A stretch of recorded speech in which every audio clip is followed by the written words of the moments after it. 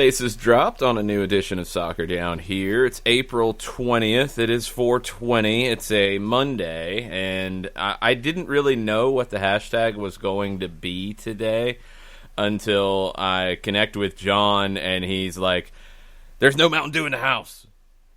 And it turned into a manic Monday because I'm afraid, ladies and gentlemen. Yeah, I'm a little hot right now. I'm scared. All right. Well, then you want the short. I should go in order of length of rant because I've got two coming out of the blocks this morning. Well, apparently some of us got up on the wrong side of the bed this morning. Mm-hmm. All right, church lady, I'm coming after your wig too. Jeez. All right, go ahead. You take it. Do what you want to do. First one has to do with the University of Cincinnati and the tone deafness therein. And I'm fairly sure that we talked about it over the weekend at some point. Well, what did they do? I mean, we know they cut men's soccer. Like, what else did they do? It was a tone deaf Twitter post, and yes, I know that the university has a deal with a particular outfitter for all of their college teams and things like that. And so what does, and I don't know if I can't remember off the top of my head if this was the football team itself or the university's athletic Twitter feed, basically showing two lockers in the I guess the locker room for the football team. Hey, look at all the uniforms that we got to wear in 2019. And he's throwing a couple of piles on a couple of lockers, and I'm sitting there going, okay, so you're celebrating a bunch of different uniforms that you got to wear at the same time that you've eliminated your soccer program and saved yourself $800,000. That to me was just a little tone deaf. Yeah, no, I agree with you. It's definitely tone deaf. If you're a now former Cincinnati men's soccer player, you probably had some things to say. So, I was less than pleased with the University of Cincinnati after that Twitter post. Understandable.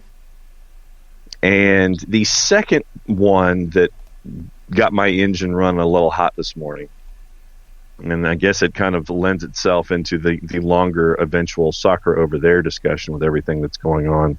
It's all soccer down here, soccer over there, soccer everywhere these days. To the soccer everywhere discussion. So, yes. Wayne Rooney, according to our friends at the Four Letter, says MLS owners are, quote, end quote, taking advantage of American players through the U.S.-style trade system. And he was on Quincy Amarqua's podcast, and for me, the money quote was buried in the article that was posted. Well, the money quote, and I have not heard said podcast, so I can't speak to it. The article makes you think that the conversation was mostly about trading players within the league. And that is a very unique thing that Wayne Rooney would not have really any sense of grasping, because that doesn't happen in other leagues, not in the way that it does in MLS. I get that. The money part was buried in the article. I don't know if it was like a minor part of the conversation or not, but what got you riled up? If MLS, and MLS is an understood pronoun here, want players to reach their full potential, then they have to take the salary cap off. If MLS wants players to reach their full potential, it's a clunky quote. Yeah. This happens all the time, and it's really funny that it comes up right now when what are you hearing more of on the other side is we need a salary cap. Is we need something to limit spending because teams are going to be in big trouble coming out of this. So, to me, it's the usual conversation, and it's anytime Wayne Rooney says anything, it's going to grab people's attention. That's for sure. But we've discussed it on this show, and I think a lot of people have discussed it in American soccer. Do you have the other quotes that Wayne Rooney said? The quote above it in the article says, they get players like me and Zlatan, but I can't give them Wayne Rooney from 10 years ago. Zlatan can't give himself from 10 years ago. Sure. We can give you ourselves from now, We can go from there and earn a decent amount of money and give the fans some entertainment, but we can't give you our full potential.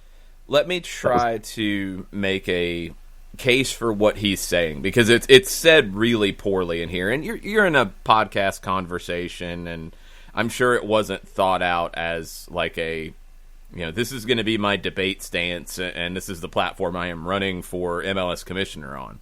It was said in a podcast, but here's the conversation about it. So no, they signed Wayne Rooney at 32, not at 10 years ago. They definitely wouldn't have signed him, but let's say 5 years ago. Let's say at 27. Beckham came at 31. You're talking about right now the designated players of that style. You're going to sign 30 plus. All right, are you going to be able to sign them at a younger age? Well, if you're talking about the designated players, the money's not the issue.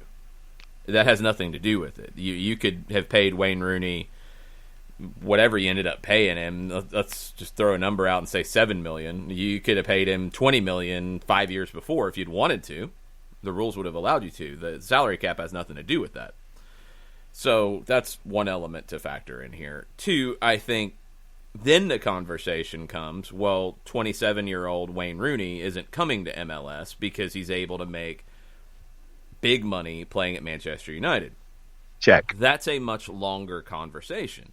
And if you want to actually create a platform for what Wayne Rooney is saying, sure, would that change it? If you said, all right, we're going to take the salary cap away, and it's not just going to be designated players with big money, 3 of them, and then a bunch of guys making less money around them, and you take some of that away, or you expand it, whatever, which would be the far more likely way of doing this. And would that entice a 27-year-old world superstar to come here? No, I don't think it would. Not yet. I don't think that would change it, because you're not at that point yet where a world superstar, and the way Rooney is talking about it with him and Zlatan, is a player in their prime is going to leave one of the biggest clubs in the world to come to MLS right now. Money's not going to change that yet. Down the road, yes, money will have to be there to make those kinds of moves.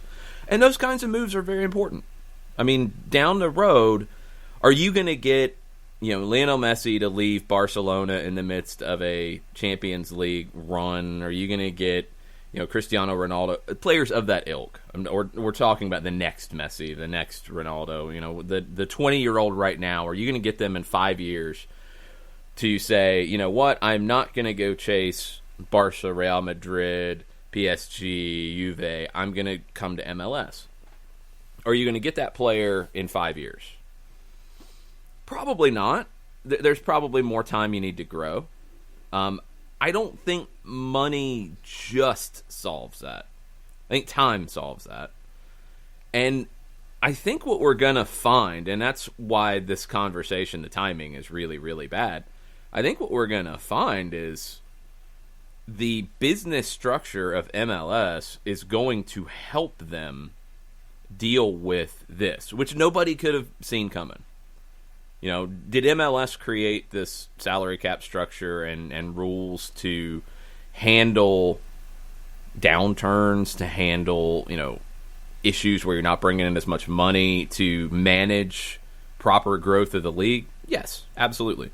Did they do it to survive a pandemic? No, I don't think they had that factored into the decision-making when they made the rules. But it's going to help them coming out of it. I think these kinds of statements right now, they make no sense, because we don't know what the major clubs in the world are going to look like coming out of this. There are some who, Newcastle might have a bunch of money pumped into them, and we'll get into that this morning.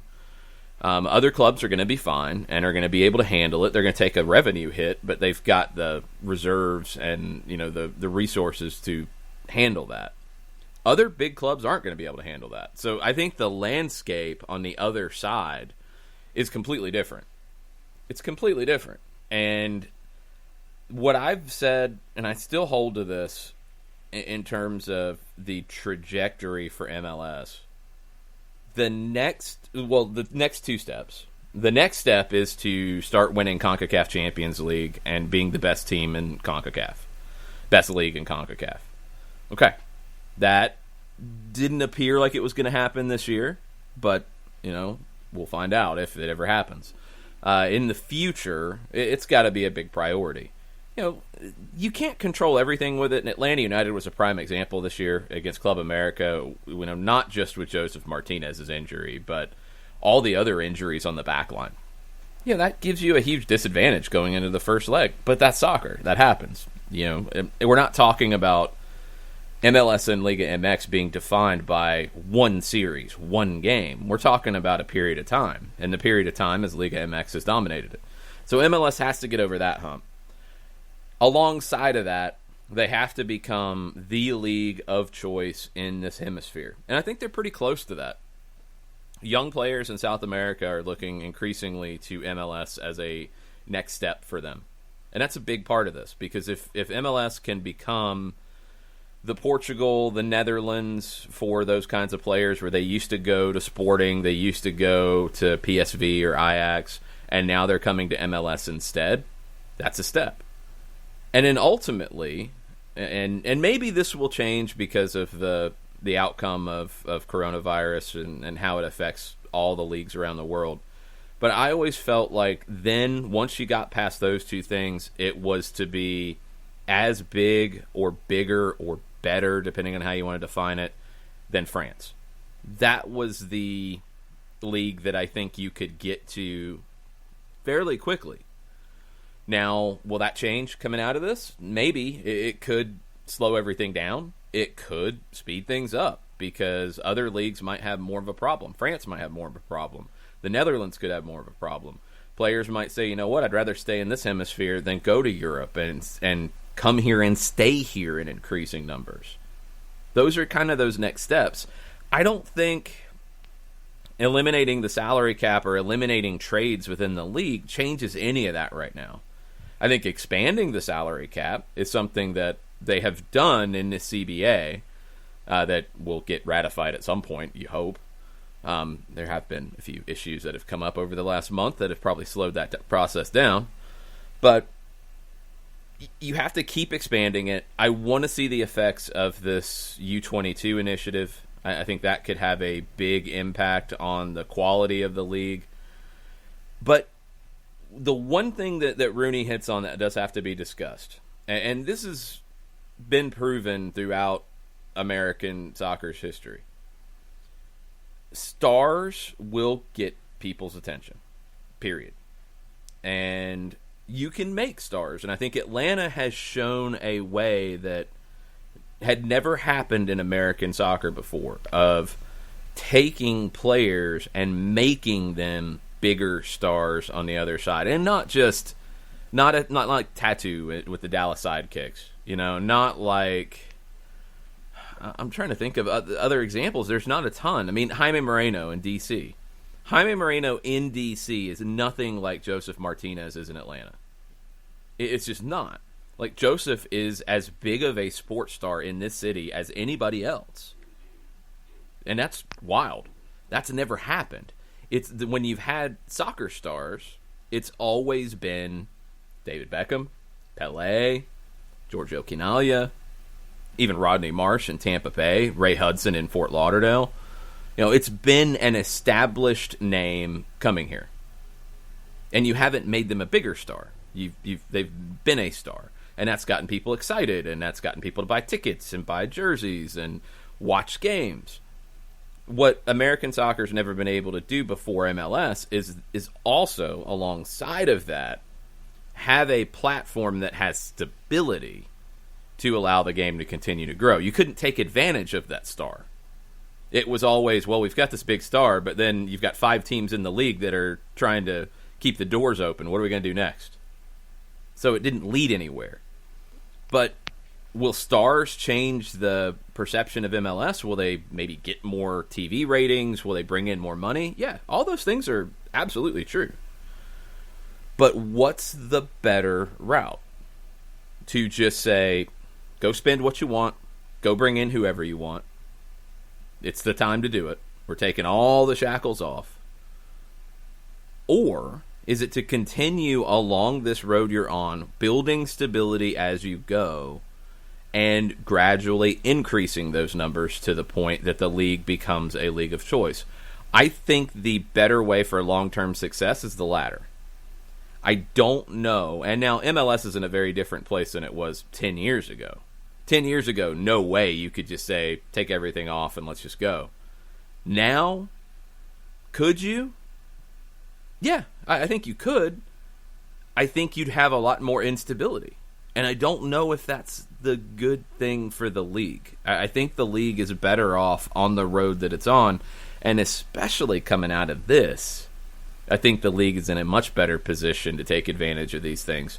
Do they need to, along the conversations they're having right now about what's next for MLS, do they need to maybe have two parallel paths? One, how you handle the current day-to-day of when do we start playing, what does it look like when we start playing, how do we keep everybody safe, all the things that every league is doing right now.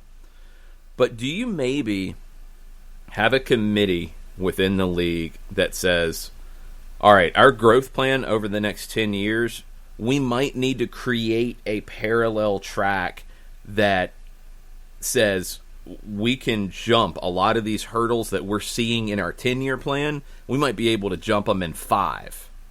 And even bigger than that, maybe other possibilities that weren't even considered in the 10-year plan are now on the table because of how this affects some other leagues around the world. It's not like you're trying to exploit it or take advantage of it, but that's business. You have to be ready if those opportunities present themselves.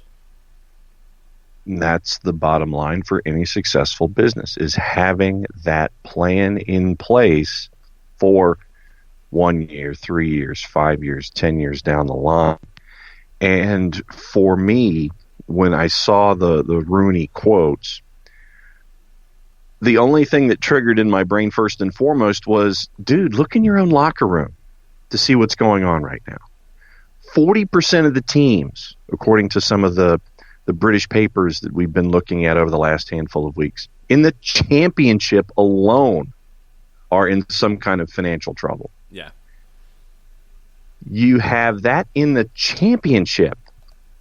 You have a team that was, I think the story was in the Daily Mirror, where a big Premier League side is looking to borrow $100 million to help make ends meet these days. League Two is supposed to have a conference call tomorrow to determine whether or not they're just going to stop because of the lack of financing that they have, and the idea that if games were to be played behind closed doors, that's where most of their revenue comes from, and that's a bad street for them to go down.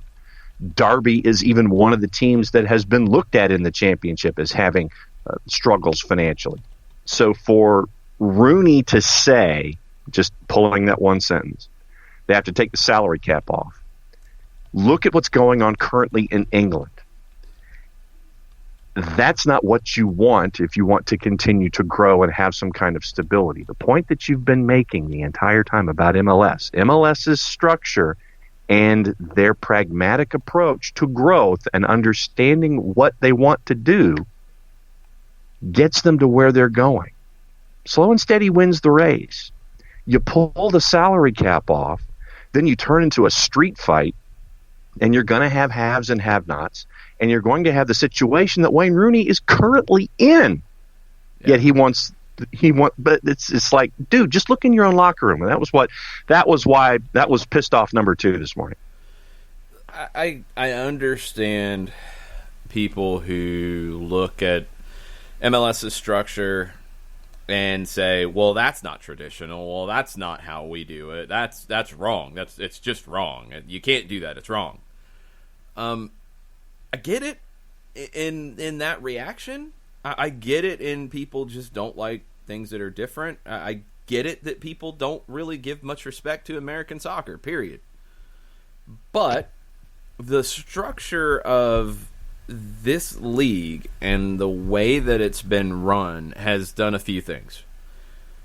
it has created the most stable professional soccer league in American history. Mm-hmm. Like, not just, oh, yeah, it's a nice league. It's, the NASL never got here. The old American Soccer League was never anything like this. Any of the, A-League, USISLs, it was starting to get bigger. Like, any of those, none of them have had the stability that MLS has had. None of them have had the growth that MLS has had. Nobody in 1996, which it feels like a long time ago. It's really not that long time ago. Nobody thought that MLS would be what it is today. So all the, MLS is so stupid, and it's created. It's so stupid the way it's structured, and that's why it sucks. That's why it'll never be anything. All that is forgetting the fact that we've never seen anything like this in American soccer history. Period. Also, let's just take it a step further. How many leagues have we seen in any sport come and go since MLS started? A lot. How many spring football leagues have we seen come and go in the last 2 years that had a lot of money to start? A lot more money than MLS had to start. One a year. Yeah, I mean, a lot. Like, this is the best startup of a sports league that we've seen, since the AFL? Yeah. I mean, you can't even put the ABA into that conversation because the ABA only got 4 teams ultimately into the NBA. It was so up and down. You can't put it into the conversation. The AFL got everybody. They got everybody into the NFL. They created a TV product straight away. They forced the merger that they ultimately needed to force for both leagues to be better off. And yeah, I think outside of that, you haven't seen another major one that's actually worked and lasted and had the impact. The thing we got to be real about what MLS came into. When MLS was launched, what did you have to guide it along the way of creating a lot of the rules that are in there now? You had the failure of when MLS rules were probably being written, it would have been more of 94, 95, could even go into 93 a little bit when the concepts were being created. You're 10 years after the failure of the NASL and probably about 15 years from the heyday of the NASL, which lasted like a year or two, and had lots of scary things going alongside of the heyday, like Team Hawaii and teams that had no business being in the league because they were able to cut a check that the league desperately needed the money. There was no plan. MLS has had a plan from day one. That's honestly right there. That is a step in the right direction. The NASL was always fly by night from the very, very beginning. And in every year after it, it was how do we keep going? How do we keep this thing moving? I think they had 8 teams in their last season in 1984 after having 24 teams 3-4 years before. Yeah. So that's what drove the way MLS was structured. It's like, we're not going to do that. Now, at the very beginning, did they maybe run a little bit too hard away from some things in the NASL that could have been good to have? Yeah, like you didn't need the San Jose Clash. You could have been the San Jose Earthquakes from day one. You could have bought the IP rights to the New York Cosmos early on, and that would have had an impact. Better than the Metro Stars. But, you were afraid of anything NASL related. For good reason. The league was just absolute mess. Pretty much during its whole existence. It's amazing that it lasted as long as it did. What else did you have in American soccer at that time? You had the MISL that had already collapsed. And the MISL hated everything to do with outdoor soccer for the most part, so that really wasn't anything you were looking at. The A-League, which came from a merger between a league in the West, the Western Soccer Alliance, and the next iteration, I think it was the third of the American Soccer League. They came together to form the APSL, which was later called the A-League. by the time that MLS was being created, I think the A-League had 7 or 8 teams. A couple years later, they were down to 6. Then they merged with the USISL, which started as a very small regional indoor and outdoor league in Texas and started to grow, but was very, very small and never intended to be a first division league. They didn't apply when U.S. Soccer, as the World Cup was being planned for 94, part of that was to create a league.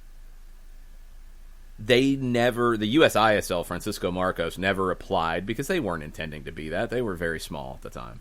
They weren't structured to be that. The A-League did apply, and I think the thought behind that was, we can't take this small thing and make it big enough to work.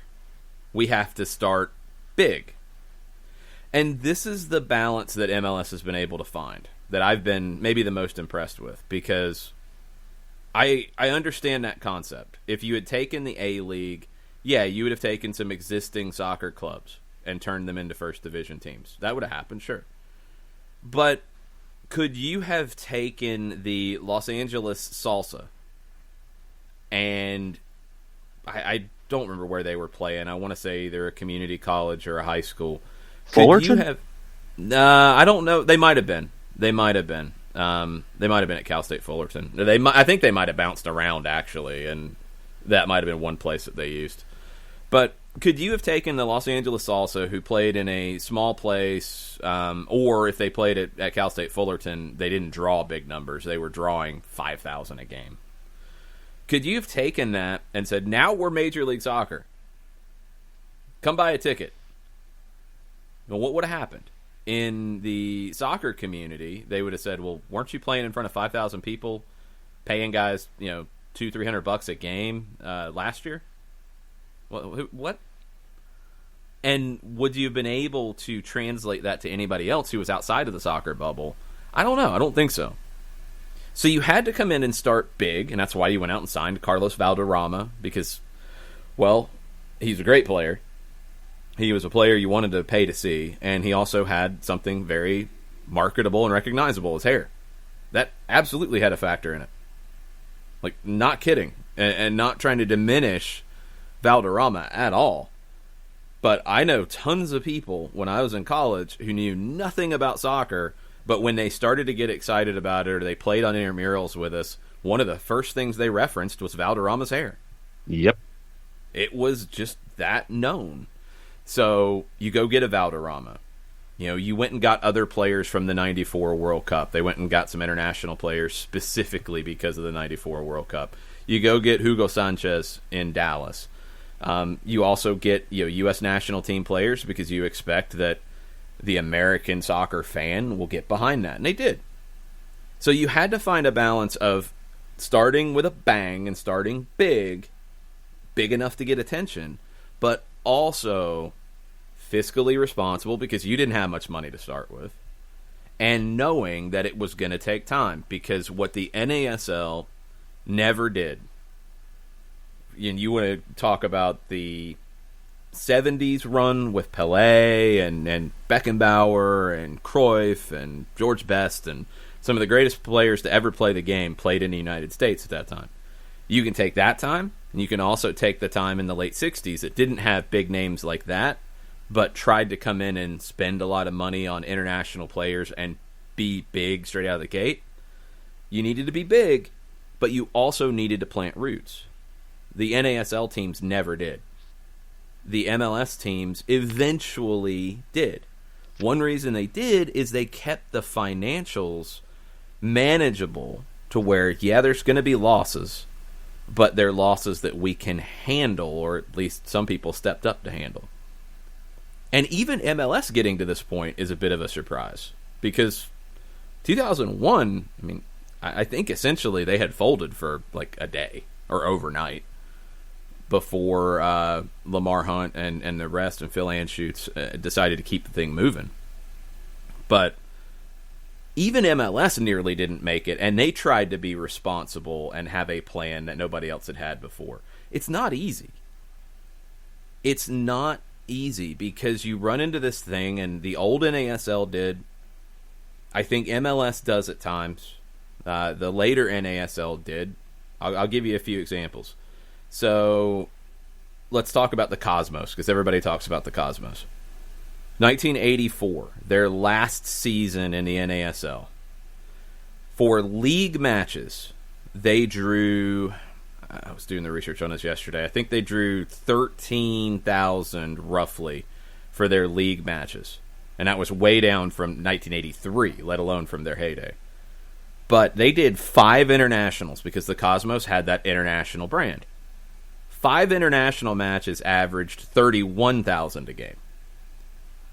You have an issue at times in the United States with selling American soccer to the American soccer audience.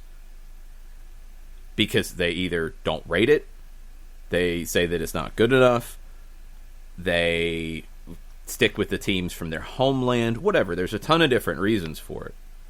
But that happened in the early 80s. This was 1984. That happened in 1968 in a market that had no soccer history, Atlanta, Georgia.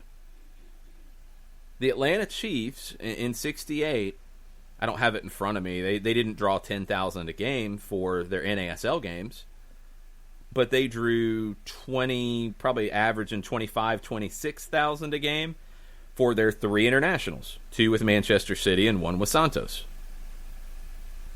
Even in a market that had no soccer history,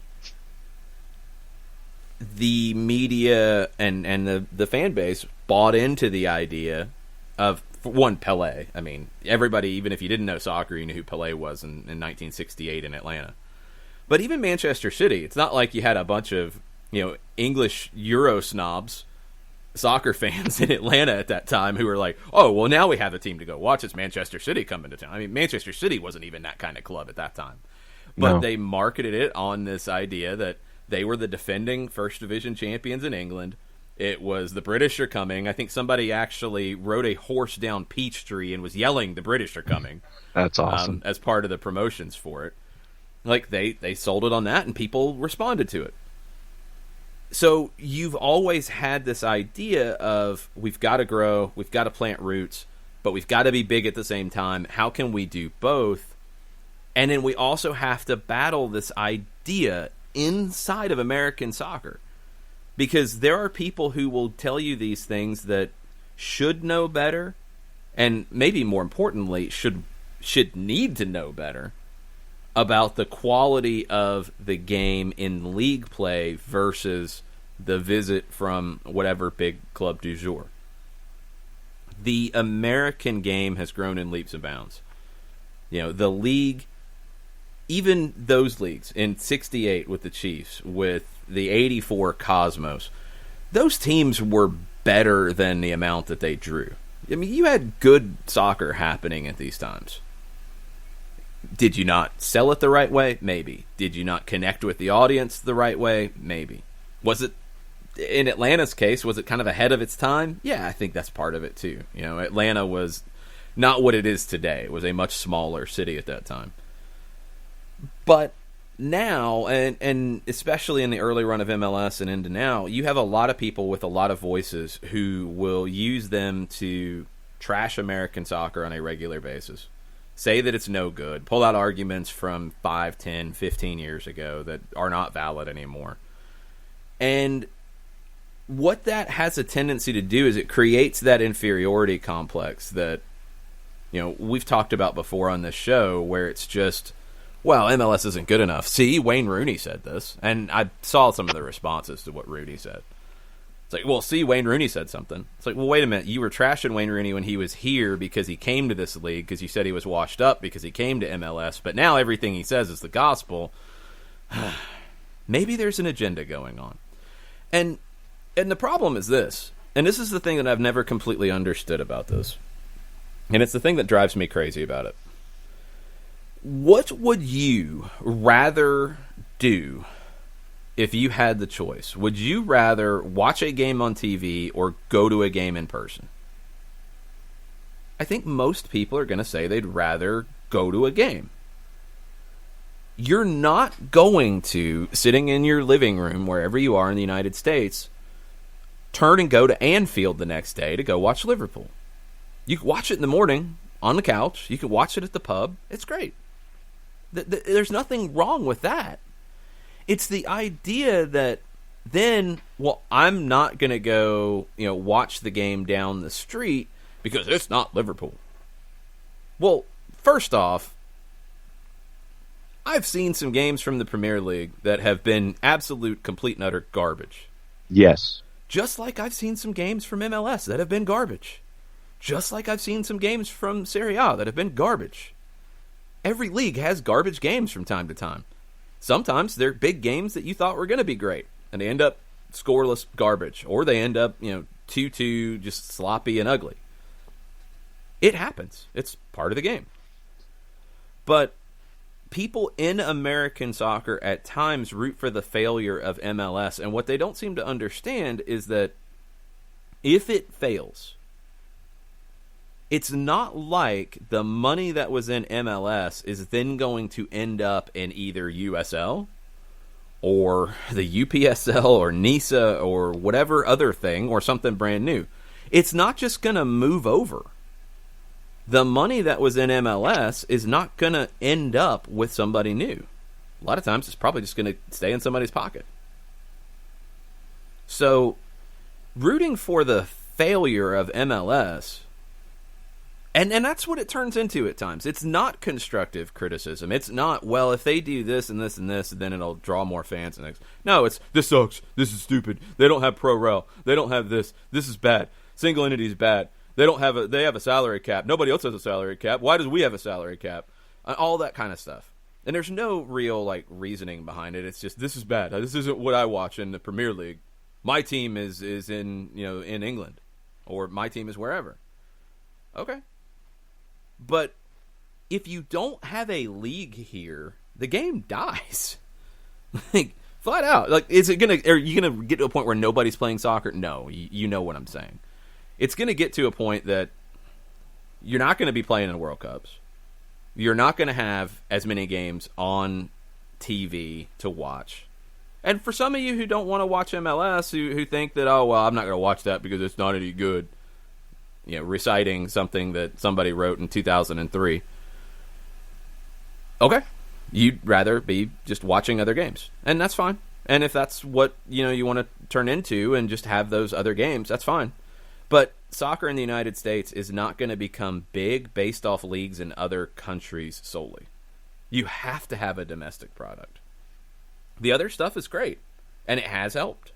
It has grown the game in the United States to be able to watch games from all over the world. It's helped me learn more about the game, learn different things. You're always learning in this game. And when you get to have access to leagues and teams from around the world, you're going to learn. And that's good.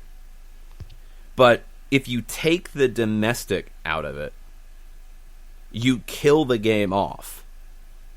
Because I've seen it here in Atlanta since Atlanta United was launched.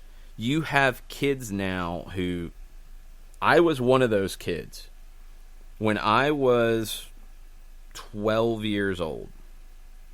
And that's the kind of time that I think of as... before you get into middle school, before you start to feel like a bit of a young adult and know a little bit more about how the world works, you have sports idols. For me, that would have been 89. Dominique Wilkins. There weren't many idols on the Braves at that time. You still had Dale Murphy. He was at the end of his run with the Braves, so I was a big Dale Murphy fan.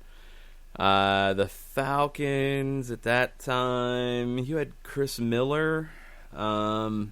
It was after even the running backs of Riggs and Andrews, I think. So you were searching for sports heroes. Late 80s, early 90s, you had prime time. Right at the end of that, yeah. I think as I was going into middle school is when he arrived on the scene, because it would have been that fall. So anyway. You have those heroes, and I didn't have a local hero. I mean, I idolized Diego Maradona. I was not Argentinian, and I did not know how I could follow Diego Maradona's career path. as a 12-year-old soccer player in Riverdale, Georgia, I did not know how I could follow Maradona's path from, Argentinos Juniors to Boca Juniors to Barcelona to Napoli to the Argentine national. I didn't get any of that. It didn't make any sense to me. I knew, okay, if I was a baseball player and I was good enough, I could get drafted by the Braves. Same with Falcons, same with Hawks. I had no idea what it looked like for Maradona. Now, kids see Joseph Martinez, they see Miles Robinson, they see Brad Guzan, and they say, he's a superstar in my city. I want to be like that. And there's actually pathways to want to be that. I'm talking about 10, 11, 12-year-olds, kids who are not in those pathways yet. But you have dreams, you have heroes, you have idols. You have that now. You've had that in other MLS markets for a long time. That has grown the game. You did not have that with the Atlanta Ruckus in their 1 year before MLS started in 1995 because it was at a high school. Like, that's just a big part of it. If you are... And look, I've seen this play out with people. I've heard people, say these things, and it's kind of crazy. If you are a soccer player and the pro team in town is playing at the local high school where you might have played games. You might have played games when you were in high school and you're an adult now. Are you going to take it as seriously as going to Mercedes-Benz Stadium and seeing them play there? No. Because the pro team's playing where you played high school ball or where you played a club game or whatever. It doesn't feel as big. Right now, it feels big. Even in the smaller MLS stadiums, it feels big. It doesn't feel like it did from, honestly, 1981, 80 to MLS starting. And you had some MLS crowds that were borderline those sizes too. But you didn't have that feeling of, well, this isn't big, I don't really care, I don't take it that seriously. Now you do. That feeling has to go away. The league has plenty of things that it can do better. Every league does. The NFL does. And the NFL is the biggest sports league in the world. It is. And there are things that it can do better. The NBA, Major League Baseball, all kinds of successful things can still get better. MLS has to get better. They have to find ways to win games against competition in the region. They have to find ways to develop more talent locally and domestically. They have to find ways to bring in more revenue so they can spend more money. Like, these are definite things. They have to get the TV ratings up. That's probably going to require spending money on players that will get people's attention to sit down and watch. It's also going to require telling those stories and telling them effectively. There's lots of elements to it. MLS has to grow like every league has to grow. But this idea that, like, oh, you just take the salary cap off and everything's fine, no, that doesn't fix it. I think one of the biggest things is getting over this idea that MLS isn't needed, its growth hasn't been anything to talk about, that it's just not that big of a deal. It is that big of a deal. It's absolutely that big of a deal. Doesn't mean it's perfect. And I don't think anybody who argues on MLS's behalf is saying that.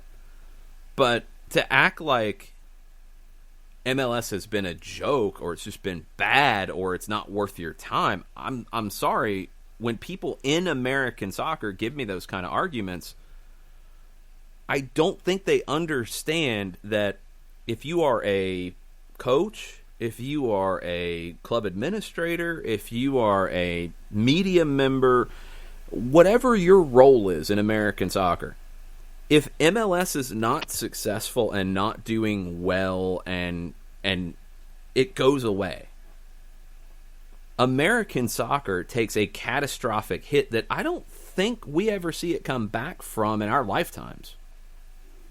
So I'm not saying that you have to just blindly believe everything that is said and say that it's all great and there's nothing wrong. That's not what's being said.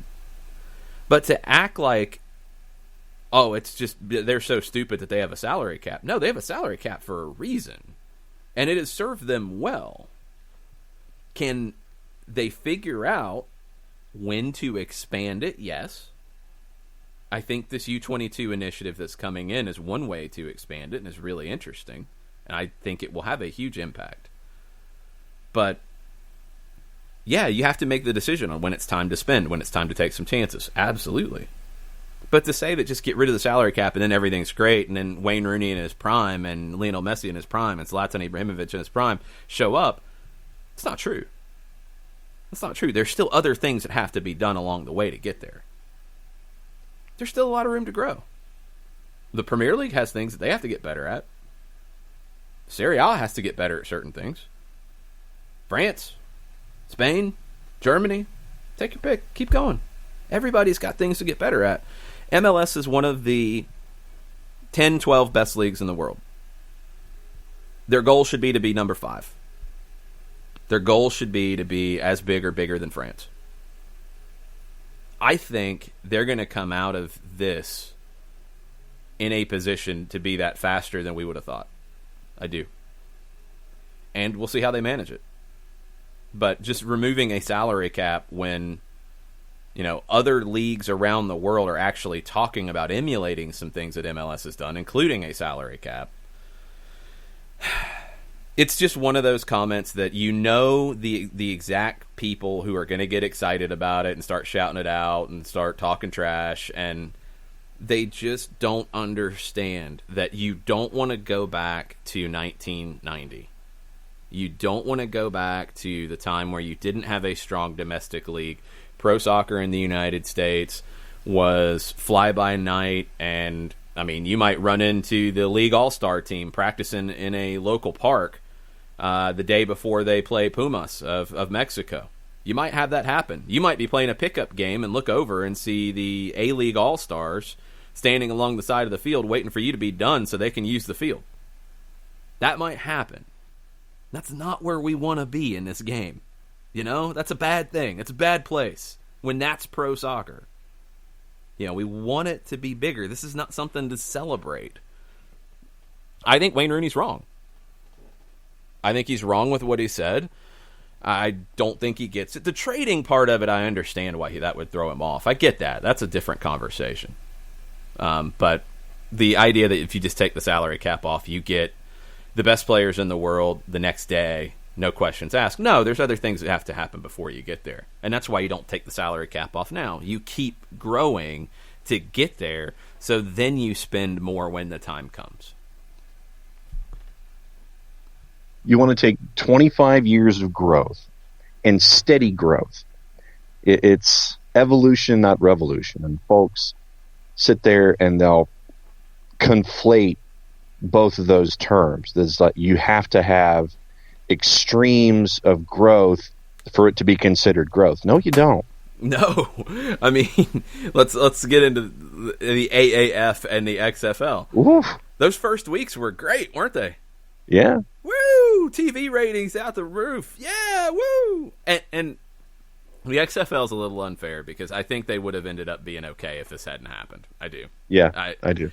I think they would have at least lasted longer and had a chance to turn a corner. But the unluckiest of timing period. And it's, you know, affected, I think, all of Vince McMahon's businesses, not just XFL, but that's not his core business. So what's going to go? Well, XFL is. So anyway, AAF is a prime example. They thought they had enough money for, I don't know how many years to run. And 3, I think, were the nature of the contract. Yeah, they thought they'd get through 3 years. They couldn't even get through year 1. And those first week ratings were huge. And, yeah, this is a big deal. It's going to be great. It's going to be great. Yeah. And then it's gone in week 8, something like that. Yeah. It's not easy to do what MLS has done. It's not. You want to have the steady growth because how did the NFL get to where it was in the late 60s when, you know, you'd had 10 years of TV and it becoming a big deal on TV? You had, 30 years of growth before that? Maybe even but a it little wasn't bit more than that. But it wasn't even the most stable growth because not had, at the beginning. Yeah, I mean, you had franchises that played in two cities. You had yeah. I mean, teams it's a that different rotated time. around. Yeah. Right. It's a different time, but you had, before World War II, I mean, at least they were able to figure out what pro football would look like. And they got it right by the time you got to the 50s. After you had another league start up, the AAFC, which gave us the Browns and the 49ers and the Colts, I think. And the Rams, I think, because they played in Cleveland and then went out west. The Rams were NFL. The Browns were the AAFC team. Okay. That then came into the NFL. That's when the Rams moved to Los Angeles. Anyway, you had that happen. NFL consolidated and grew and became what it was after, decades and decades of figuring out what it was. Different time, but still, it wasn't in a fly-by-night, overnight kind of thing. Major League Baseball. I mean, the National League started in 1876. The American League started in 1901. They've had the most stability because they've had that time. They've had that time to grow. They didn't come out of the gates as, we are the biggest sporting thing in the world. That was just, we want to play baseball and start a league, and we'll see you on it after our train ride to your town. And they built a league and built a product. The NBA, up until the merger with the ABA, you had the Celtics, you had the Lakers, you had some other teams from time to time, but the NBA was a mess. Honestly, until Bird and Magic. I mean, the finals were not even live on TV in the late 70s. They were on tape delay. Mm-hmm.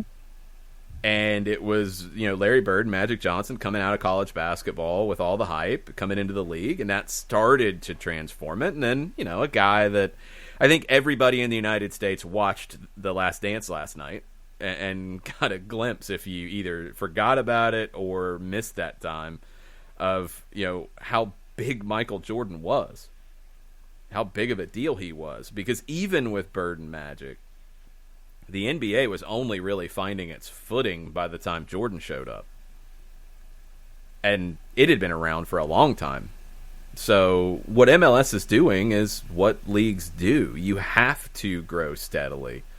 You can't just come out and be the AAF and draw a big TV rating week one and turn that into being this great product and this great league and this successful business. It's not how it works. Rich Ransom is in this morning. He says that there's nothing wrong with MLS salary rules. It's just how hard they try to stand by them when it can easily be adjusted for a little growth. And then he had a comment from last week. Well, hold on one sec before we sure. get to that. Yep. I think they have. I'm with Rich. I think they need to maybe more frequently, and this is a hard balance because you want CBAs to last as long as you can. But I think MLS needs to look at its spending when it comes to players, both salary and acquisition costs. They need to look at that more closely, if not year by year, every couple of years, and how that would affect adding to the cap. I think this CBA made some steps in the right direction. It consolidated some of the allocation money, started the process to get rid of the targeted allocation money, which I do believe served its purpose. I think now you can move on from it and just have it fold into the cap. But when it was brought in, it served its purpose. I think they need to look at growing the cap more frequently, not in these small increments over a 5-year period. Now, that's going to be tricky when it comes to negotiating a CBA. And I think it's going to take some cooperation from the players to create the process that you need for this. But especially right now. And now the CBA hasn't been ratified yet. But if you're MLS, and I think if you're the players too, and you come out of the other side of the pandemic, and you've got Serie A, France, Germany, with some top flight teams that become insolvent or go into administration or go into bankruptcy. And you're coming out of it with everybody okay, because that's the structure of your league. You might want to look at saying, you know what, we didn't plan on doing this in this way, but this is our time to really kick it up a notch. We need to do it now, and we need to have an amendment to the CBA or whatever. I'm with Rich in that they need to look at it a little more, but they have to make it make sense. Yes. Like, I think at times, there's an idea of just do this and it'll just make it all work. I think the Galaxy have always pushed that notion. Yeah. Let's have 4 designated players. We've got 4. Let's have 4. Come on. No. Like, there has to be some structure to it, and that's fine in the balance. But I do think they're heading in the right direction from what Rich is saying. I do. I think it is moving in the right way. It just needs to continually get better. And that's the way that the league has grown from where it started to where it is now, and it has to continue to strive to do that. It can't ever settle. No, I mean, you're looking at growth, and I think that, I know that I'm fairly certain that a lot of folks were looking at the new television contract when this one is done as an indicator of, what kind of growth could happen. But the biggest thing that I've maintained this entire time is just, it's measured success. It's not something where you just completely and totally jump out of your shoes and go, yeah, let's go to an extreme and be like everybody else. But you don't need to be like everybody else. You've had your own success and your own levels of success and your own levels of growth, and you've just done your own thing, And the what thing we've about seen, everybody else, yeah. When you talk about international soccer leagues, there's not a ton of consistency between them. How many teams does the Bundesliga have? Aren't they at 20? Nope, 18. 18? How many teams does the Premier League have? They're at 20. How many teams does the Championship have? 24? Uh-huh. How is the league season structured in Mexico? 2 halves. How is the league structure in Italy? Isn't it one giant sprint? It's just one thing. How many cups are played in France and England? 11 billion. No. How many cups are played for most teams? We're not talking the paint trophy thing. Oh, okay. Well, so you're looking at don't overthink league. it. No, it's just 3 in no, there's not Britain? 3 cups. There's 2. There's the FA Cup and there's the League Cup. Oh, I was thinking hoisting the league trophy as well. No, that's not a cup. So, okay, but you've got, I think France has a League Cup. A few others might have a League Cup, but those are the 2 I thought of. How many cups in most other countries? 1. How is the cup done in Mexico? It's like a group stage. How is the Copa de la Superliga done in Argentina? It's like a mini league. There's not that much consistency. No. It's and that's something that I don't think this argument ever really takes into consideration. Argentina has the structure that it has because it works for them, and they continually change it. Sometimes every couple of months, sometimes in the middle of a competition, but they're constantly looking to change it. Maybe a little too much. Others don't want to change at all. But others have a structure that is very different. Mexico's very different. Looks like Mexico's not going to have Pro Rel for 5 years because they don't have anybody in the second division that can handle coming up. And they don't want to drop anybody down into a league that has teams that are not stable. Well, Leonis Negros owner thought that they could do stuff. They would be maybe the only one. But you can't run a system with one team that can survive going up, and the Ascenso's lost so many teams over the years. I don't even know how many teams are in it anymore off the top of my head. 12. Yeah, I mean, it's not even the same size as the first division, and it used to be more than that. So it's just, you have to create the structure that works in your league. But this is the thing that frustrates me, and I didn't get to this point, and I think it's an important one. When you look at how Mexico, and we see it firsthand, from watching Today NA and watching ESPN Deportes, how the game is talked about in Mexico, how the local league is talked about. Do Mexican soccer fans think that Liga MX is better than La Liga? No, they don't.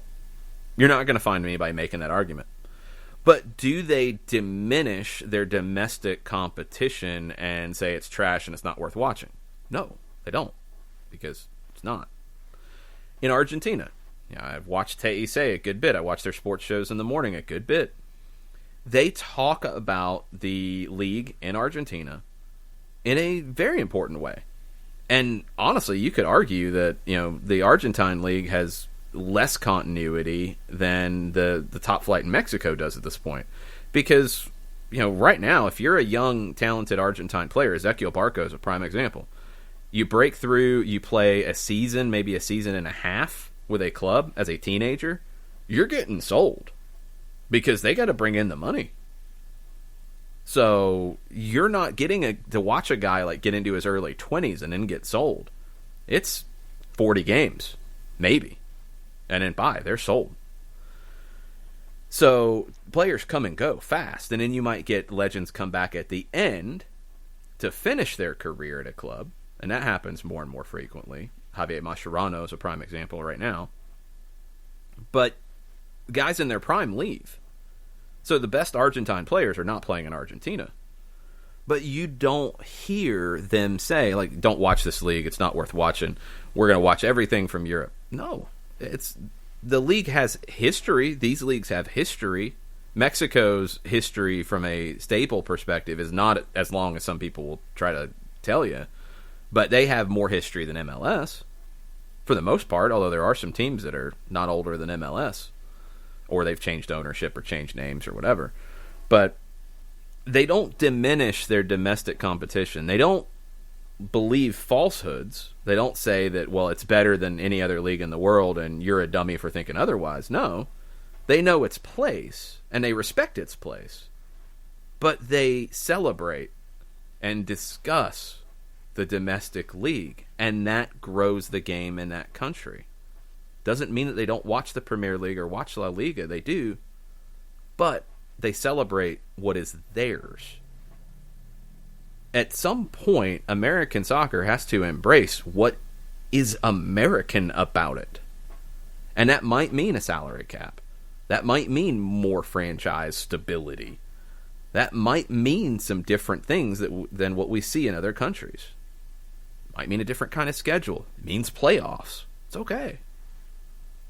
But we have to celebrate it, because if you don't have it, you don't have anything. You can't build soccer in a country based off soccer being played in another country. You can't. It doesn't work that way. And it's just me, and this is just how I've always been when it comes to things that I like. I never think that because something got bigger than it was when I found it, that it was a sellout or it's bad. When a band that I love becomes popular, I'm happy for them. When a band that I have seen, from playing small club gigs and driving a van around the Southeast, playing in college towns, when they get a major label deal and they get played on the radio, I'm happy. I don't want it to just be mine. I want it to be everybody's. I don't understand why that's a bad thing. I don't want soccer in this country to be what it was in 1990, 1991, in the current version of that, because we'd have more games on TV, but still. I don't want it to be a niche thing. I don't want it to be a minor thing and only the soccer hipsters know about it. I don't want there to be soccer hipsters.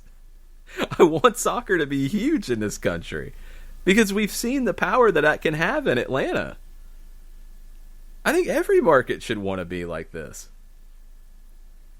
I want people who are new to the game to talk about it and talk about tactics and try to figure all the stuff out and all of it. Like, I don't want it to be this thing that's only talked about in people's basements and in dark corners of message boards.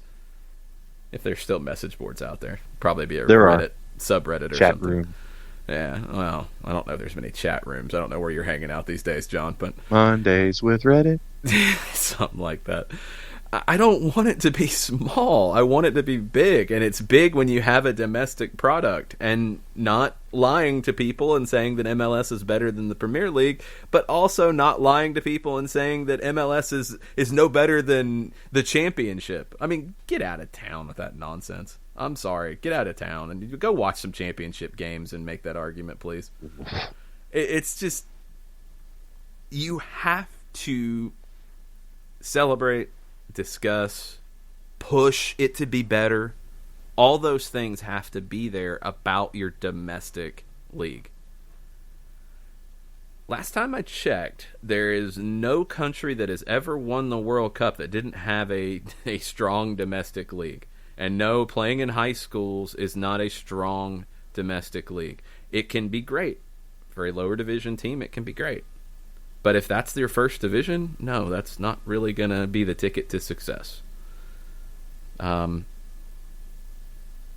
many other things that are unabashedly American, sports or otherwise, food, restaurants, whatever, the beach, pick your favorite vacation spot, how many things that are unabashedly American do Americans celebrate? Pretty much damn all of them. Yeah, sometimes they pick some things that I wish they'd leave out. But, you know, it's just weird. Like, it's really struck me over the last years. I've watched a lot of Teise and watched a lot of the Argentine League.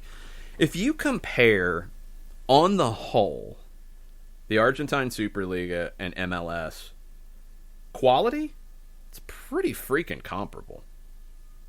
And I'm talking on the whole. I'm not talking about Boca River, specifically putting them, they're ahead of everybody else. I think those two, Flamengo, a couple other clubs in Brazil, they're ahead of Monterrey, Tigres, Club America in Mexico, but that's close. And Atlanta, LAFC is in that next tier, but they are not on the same tier as Boca and River. Everybody else, like, do you have a team have a big year? Yes, we saw Defensa y Justicia finish second in the last Superliga campaign. Defensa and Justicia plays in a stadium that seats about 10,000, and they got into the Copa Libertadores for the first time ever in this current competition.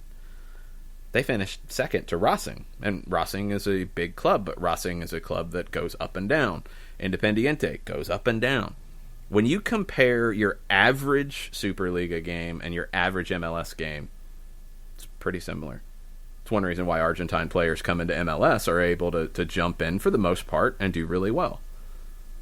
The leagues or the level, it's not that big of a difference.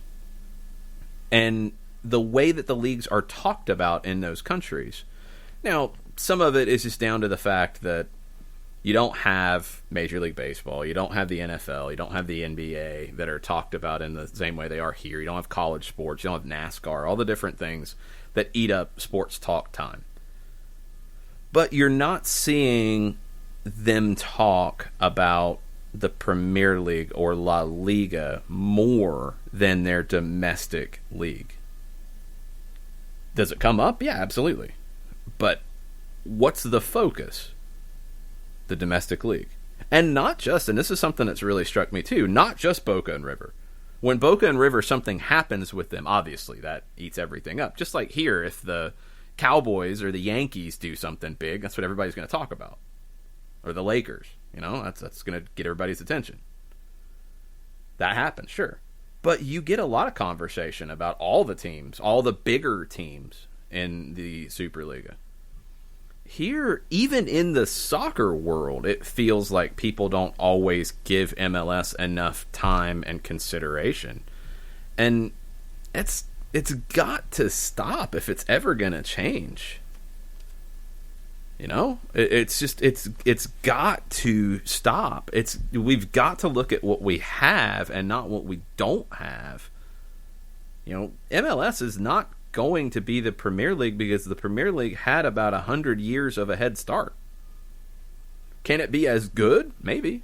Someday. Eventually. In its own way. But to even, say that as like, well, it's not as good as the Premier League. Well, duh. And yes, I know the Premier League started in the early 90s. I'm talking about the first division in English soccer as a whole. Because that's what the Premier League is. It took the old first division and actually broke away so they could do more things about revenue and control more revenue and et cetera, et cetera. And don't be surprised if we see more stuff like that as one of the things that comes out of all of this is bigger teams saying, you know what, we're struggling with all this. We want to control more of our own revenue. We don't care about helping the third division or the fourth division. That has nothing to do with us. Chelsea, Arsenal, Manchester United, Manchester City, Tottenham, we're not going to be in the third division. So why do we care about helping them? We want to keep our own revenues. They can do what they want. They can do what they want to do. That's not even getting into a Super League conversation in Europe, which is going to get louder coming out of this. I think MLS is in a good spot to come out of this and as healthy of a way as any other league in the world will, maybe healthier than any other league in the world.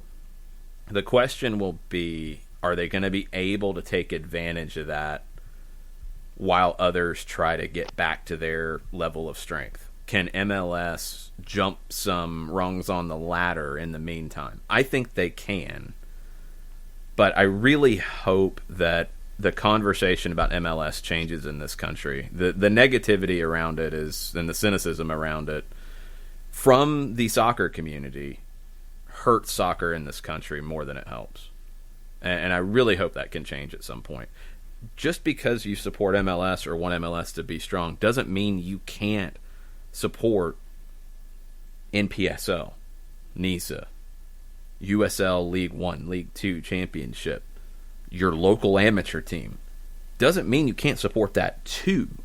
But just because you support your local amateur team, your local semi-pro team, your USL League 1 team, your NISA team, doesn't mean you have to trash MLS as well. That's the problem that happens. If you like your soccer smaller and more personal, that's great. Don't watch, or only watch when you're intrigued to watch, because it's kind of funny how those ratings jump up for El Tráfico or a big game, and people that say they don't watch MLS are suddenly talking about it. Just saying. But support your local team. Support your smaller thing. That's cool. There's nothing wrong with that. But we have to stop trashing things that are, we don't like as much. If you like your soccer small and local, cool. Support it. Celebrate it. You don't make your local thing better by trashing something that is out there like MLS. It doesn't help the game. Because when MLS is big, it's going to help those smaller things. That's the thing that MLS has done that I think the NASL and any other one never did, is MLS's growth and its presence and everything that it does for soccer in this country helps, obviously, USL. There's a partnership there. But it helps NISA. It helps the NPSL. It helps youth clubs. It helps everything because there's a focal point then that's bigger that can draw people's attention. That's important. And you can't just be top heavy. And that's what the NASL did. They never really planted the seeds enough in a thoughtful, intentional way to grow the foundation of the game. Something they needed to do more of. MLS has done that, and they're continuing to do it, and it's needed. This went round and round and round after Wayne Rooney's comments. I didn't expect that, but it's something that, to me, it's very important. I think, the negativity about American soccer within American soccer is one of the things that holds American soccer back. Mm-hmm. And I hope that changes at some point. Tafka says it's just high school mentality. Quote, it's cooler to hate something and discount it than to acknowledge and appreciate it. Yeah, that was middle school to me, but yeah, I remember having that realization in middle school with, like I was when I lived in Lexington, Kentucky, and that realization that, like, okay, the middle school football team is going to play, and I think it was my first middle school football game that I was going to have a chance to go to, and I was excited to go to it because I'm like, it's my school, it's my team, I'm going to go to see this. And the cool kids were like, oh, this sucks, we suck, this is stupid, this is lame. It's like, what? Why? Well, it just is. Well, what? Why? Like, Because yeah, it's that mentality. It's like, well, why do you hate MLS? Well, it's stupid. Just because. Why is it stupid? Well, it just is. It's not the Premier League. Well, nobody said it was, but there's other countries that do soccer pretty well that have a league that's not as good as the Premier League, and I think they handle it okay. I mean, who was in the World Cup final in 2018? By the way. Wow, who was in the World Cup final? Wow, I didn't think it was going to be that hard of a quiz question. Who won the World Cup final in 2018? Yeah, who won the World Cup final in 2018? John, I know you don't have your Mountain Dew, but come on, man.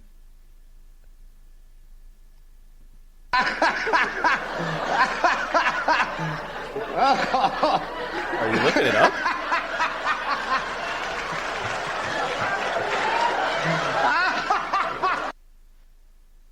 I remember Belgium finished third. Well, okay, they actually do fit the narrative here. The Belgian league is not the Premier League. The Belgian league is not that strong. No. MLS is very comparable to the Belgian league. But what about Ligue 1? There you go. And is Ligue 1 as good as the Premier League? No, it's not. It's not. Who was the other one? Do you remember? What? That was in the World Cup final in 2018. Oh, no. Who beat Belgium? Was it France that beat Belgium? Who did France beat in the World Cup final? God, you had to ask me this without any caffeine. Oh, my God. Awesome!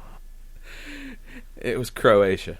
Oh, the Croats. Okay, because we were all Luka Modric all the time. Yes, and the Croatian league is known for being the greatest league in the history of the planet, right? Why, yes, it is. Yes, it absolutely is. And Partizan Belgrade, that's Serbia. Oh, them's fighting words. You need to stop now. You're going to hurt yourself. I already hurt myself. I don't think you have the facilities for that, big man. No. All right. He doesn't. Yeah, Croatia, not exactly known for being a league powerhouse. So this whole thing is silly, and I think Wayne Rooney said something that, from Wayne Rooney's perspective, I get why he would say it. I don't think he knows enough about why MLS was built the way that it was and how MLS operates, at the boardroom level and at the financial level to have a valid opinion on it. But those kinds of comments are going to get certain segments riled up about it, and crazy things will get said. And we've seen lots of crazy things said about this that are just not really understanding how it all works. I'm trying to think of let's see, Rich's comment from last week before we go forward. He says, when we were discussing NBA and MLS announcers from last week, he said a shout out to Sixers announcer Mark Zumhoff, who does union games when JP is unavailable. Oh, I haven't heard him do union games. I'd like to check that out. And JP's great, but I like to hear different takes on it, especially I like basketball announcers on soccer. We went deep down the hockey road because you and Mike can go down the hockey side of things a lot. I can't. Munson. No, I'm talking basketball announcers. Like, there's a flow to basketball that can translate over and work really well. And no Mike mentioned Mark Followell in Dallas, who's really good. And you've heard him on national broadcasts as well. Dave Johnson in DC, one of the deans of MLS broadcasting. does Wizards games, and it's about the flow that I think can work. Didn't Chick Hearn do the Aztecs? I don't know. I mean, you're talking a whole nother world of things that I don't know how many people were listening at that time. Probably because there wasn't a soccer announcer at that time. I mean, that was the thing back then when you're looking at it. You didn't have dedicated soccer announcers, really. So, I mean, here you had Bob Neal do Chiefs games. He did Chiefs games for TBS, or I think it was TCG and then TCG 17. Yeah, well, it was TBS by the end of it, in 81, I believe. Yeah. But you had Bob Neal do those on there, and I know at least the indoor side, Steve Holman did those. Now you'd have a soccer person with them, but you didn't have like dedicated soccer play-by-play people like you do now.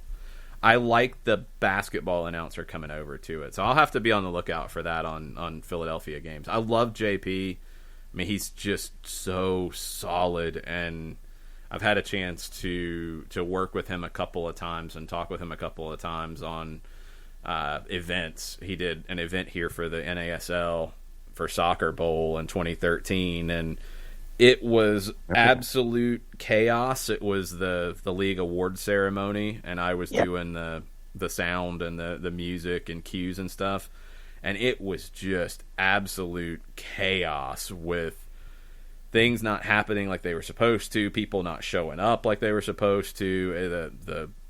The schedule kept changing, and he was awesome because you would have never known any of that as the MC. Every time something would change, he'd come over and be like, all right, what do we have now? Okay, cool. They go up and just knock it out of the park. He's awesome. But, for basketball, it's a game of possession and transition when you're calling it. And when you're looking at the back and forth, it's a set space, and it's about who has possession of the ball, what are they doing with it. You're looking at formations and rotations and adjustments of where everyone is. So, no question that basketball announcers who have that level of experience with their sport can shift and do other sports like soccer because of the similarities. Yeah, it makes sense. All right, we've got some other news and things to get to, but John, why don't you tell us about our good friend in Decatur, Steve Apolinski?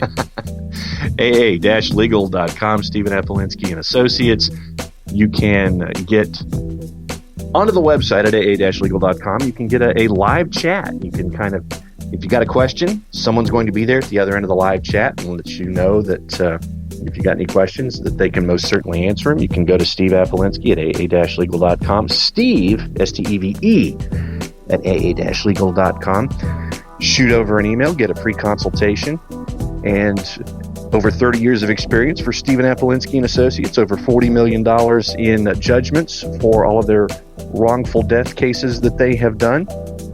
So if you are a possible client in the states of Alabama and Georgia, and you want to be recognized as a client for a lawyer who is Legal Elite from Georgia Trend Magazine, one of the top 100 lawyers in the state of Georgia, it is AA-legal.com, 404-377-9191 for Stephen Apolinski and Associates. Nicely done. That might be your best one yet. Well, but, I'm used to filling the entire ad block with doing something like that. So, but also don't forget the Jason Wright Agency and our friends at Country Financial. Jason Wright with a W-A-G-E-N on Twitter, Jason Wright Agency on the Facebook. And if you are looking for stuff to help you out with your insurance needs, catch up with Jason Wright and the Jason Wright Agency on Facebook and the Twitters.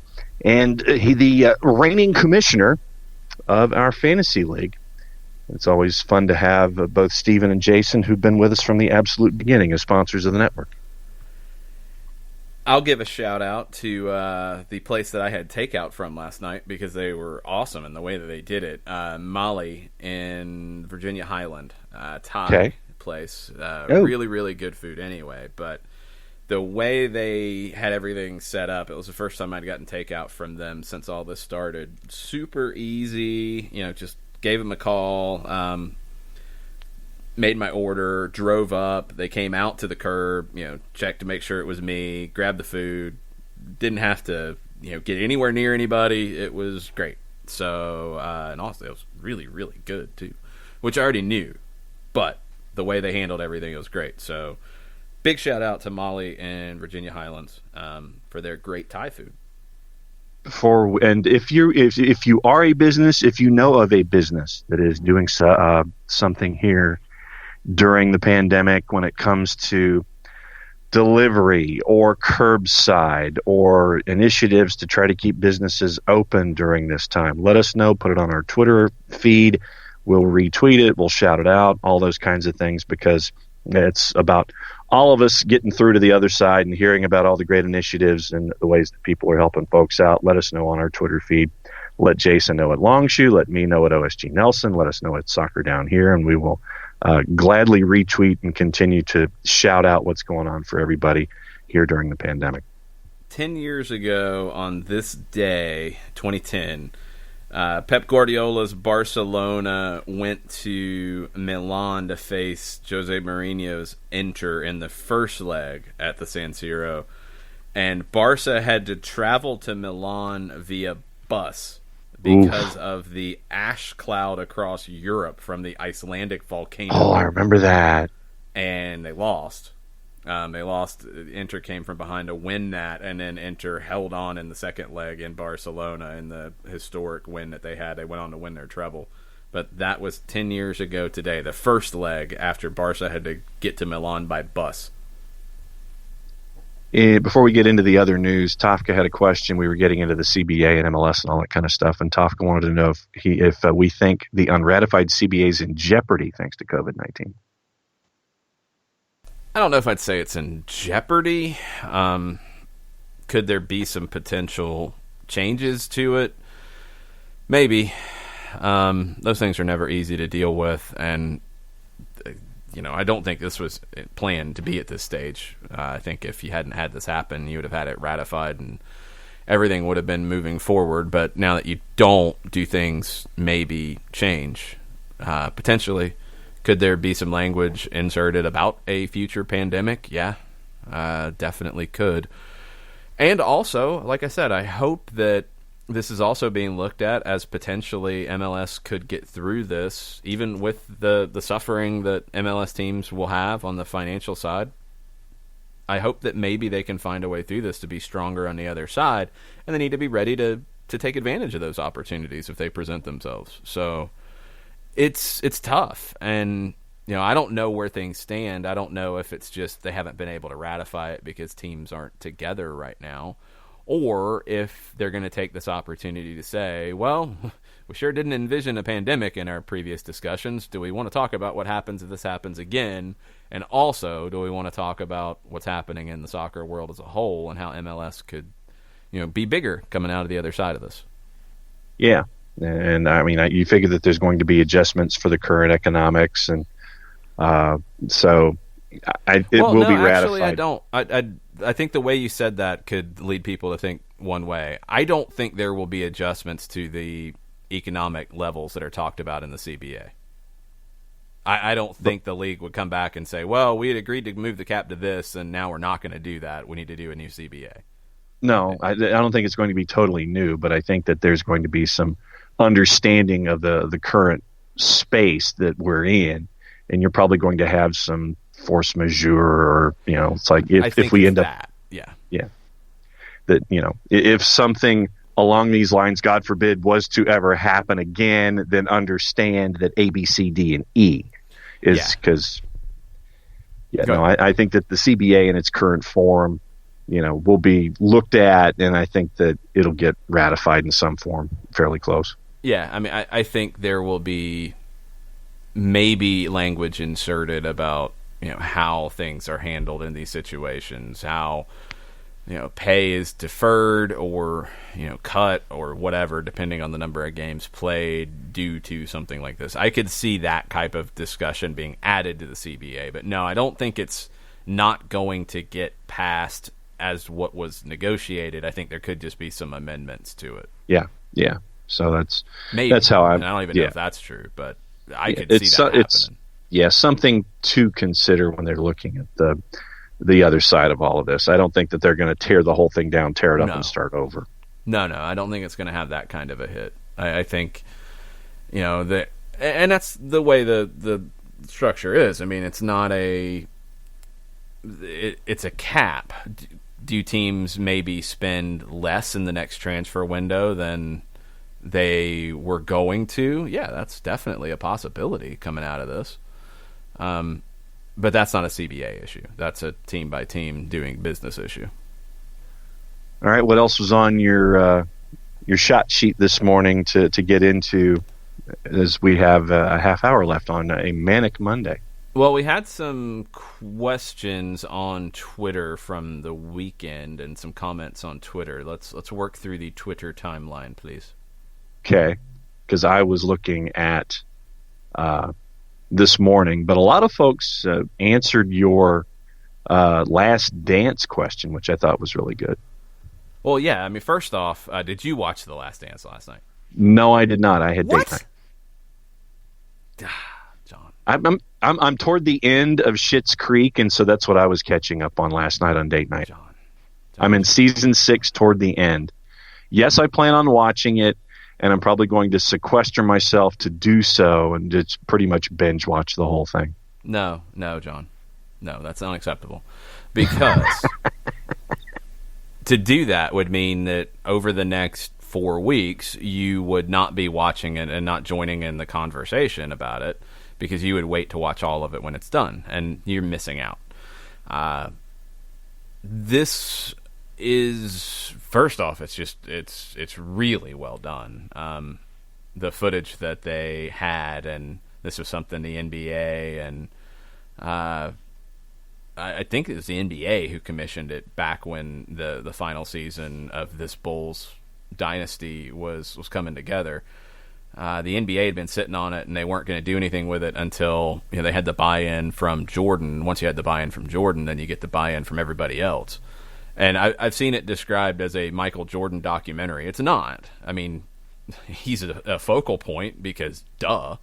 But it's about the Bulls season. I mean, last night, the second episode was centering around Scottie Pippen and how Scottie Pippen was the 122nd highest paid player in the NBA in the 6th title-winning season of the Chicago Bulls, which is crazy. I mean, I remember him being underpaid. I remembered some of the discussion about maybe even the Bulls threatening to trade him and then him requesting a trade. I remember some of that. I don't remember the detail like they showed last night.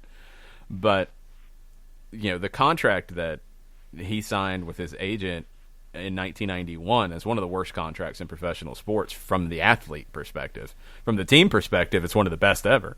Oh, yeah. It's a 7-year contract, and it's just crazy. But like that type of detail, and then having the former Chicago resident Barack Obama speak on Michael Jordan's rise in Chicago, and that was what the descriptor said underneath his name as he appeared on the screen. And lower third, former Chicago resident? Yeah, former Chicago resident. Strong. Barack Obama. And then former Arkansas governor Bill Clinton speaking about Scottie Pippen, who played at Central Arkansas. Those things were great.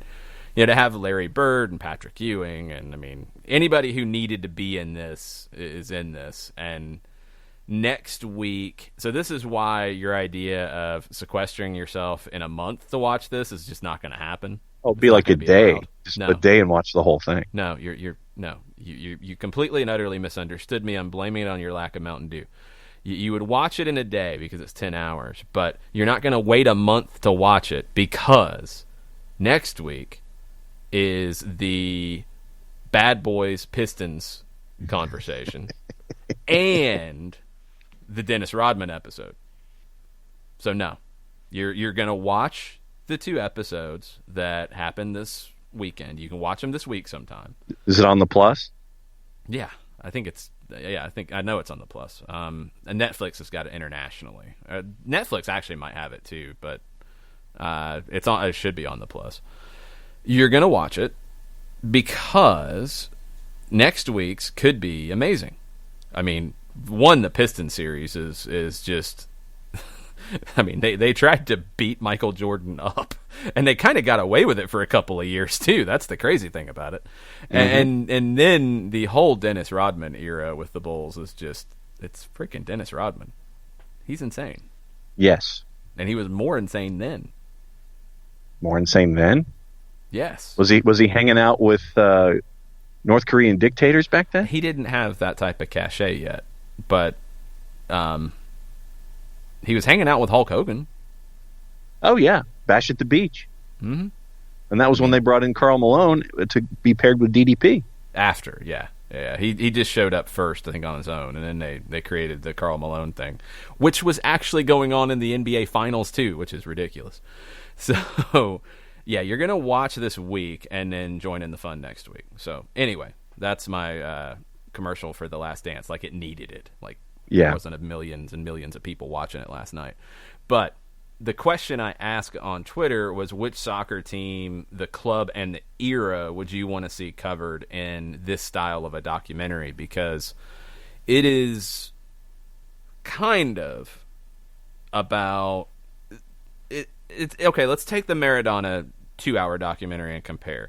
The Maradona documentary was the bulk of the footage, and what started the conversation was his time at Napoli.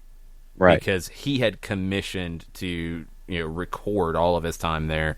He was going to put it together into something, changed management, and ended up in a vault somewhere. And then they said, oh, crap, we have this. Let's make a documentary. They went the 2-hour theatrical style and focused on his Napoli time, but had flashbacks to other times. That's kind of the idea here, but being 10 hours, you're able to go back and do more of the flashback stuff. So it's about, the timeline is the final season of that Bulls era, the final year of the second three-peat. But they flash back to things that built into that. So like they had a lot about Scottie Pippen's career. They had stuff about his time in college and how he grew 5 inches in a summer, went from a skinny 6'1" guard to a skinny 6'5", 6'6" small forward, but could still handle the ball like a guard. Then he grew a couple more inches, and they talked about all that. So it's not just like a 1-year thing, and it's not just a club thing. It's what kind of era would you want to see covered from a soccer perspective in this? And I thought it was cool that we got club stuff, and ones that I would expect, like the Manchester United treble year, which would be really interesting to see because of the David Beckham outcry at the beginning of that season. Because remember, coming off of the 98 World Cup, everybody in England hated David Beckham because he got a really dumb red card on his part and the referee's part, which never gets talked about enough. He flicked his heel up and barely connected with a player who had grabbed his head on the ground in Diego Simeone, who knew exactly what he was doing. But should that have been a red card? No. It's not a red card offense. It was stupid. But, that wasn't really how it was covered in England. It was David Beckham's a horrible person, and we're going to hang him in effigy. And that was how the season started for Manchester United. And then they went on to win every trophy, which is wild. The Barcelona Pep years, and it would actually be interesting to do maybe the third year. A lot of people said the first, which if you were doing it in this style, you would have to flash back to the Frank Rijkaard era and flash forward to the rest of the era. I would almost take the third year of it, and you can have a little bit of an epilogue at the end about the last year when, I think he probably should have left after the third year, but didn't want to. Because if you go the first 3 years of his time at Barca, you can cover a lot of the politics of the club, which is what led to him leaving and led to that last year not being a good one. And you can talk about the 2, Champions League finals against Manchester United, and the second one was maybe the best performance in a Champions League final ever by a team. The second win over Manchester United. So I would go that route with it, but you've had lots of other conversations, and our friend Jen Hildreth chimed in with a really good one I did not know about. The style, and it would actually harken back to the Bulls one. They had a crew follow the North Carolina Courage during their run to the 2018 NWSL Championship. Now, I wonder if they started at the beginning of the season, if it started, in the playoffs, late in the season, whatever. There's still going to be plenty to work with. But it's all been shot, and last Jen heard it was looking for a home. Yeah, that would be, we've seen the documentary on the 99ers. We've seen a couple of different takes on that era of the women's national team. But to have something like this about a club team would be amazing. So I would love to see something like this see the light of day and get finished. Because you could also flash back and forward with this too.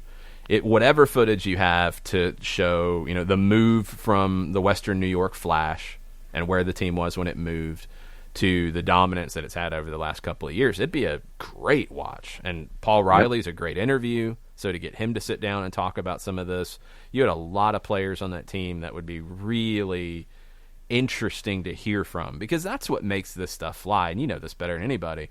You can have great footage, but if you don't get, like this Bulls one, if you didn't get Michael Jordan to sit down and talk as openly as he did about that time, it wouldn't be as powerful. It could still be good.